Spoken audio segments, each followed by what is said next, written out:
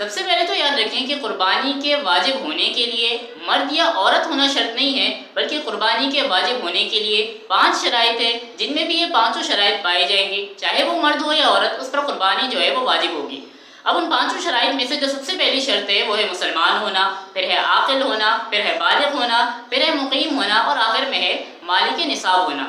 اب مالک نصاب کون ہوتا ہے؟ تو یاد رکھیں مالک نصاب ہر وہ شخص ہے کہ جس کے پاس 7.5 تولہ سونا ہو، یا 52.5 تولہ چاندی ہو، یا اس کے برابر رقم ہو، یا مال تجارت ہو، یا ضرورت سے زائد سامان ہو۔ لہٰذا یہ وہ چیزیں ہیں کہ جن سے بندہ صاحب نصاب ہوتا ہے، تو لہٰذا صاحب نصاب مرد ہو یا عورت ہو، اس پر قربانی جو ہے وہ واجب ہو۔ اس حوالے سے ایک سوال یہ بھی کیا جاتا ہے کہ اگر کسی کے پاس 7.5 تولہ سونا نہیں ہے، اس سے کم ہے،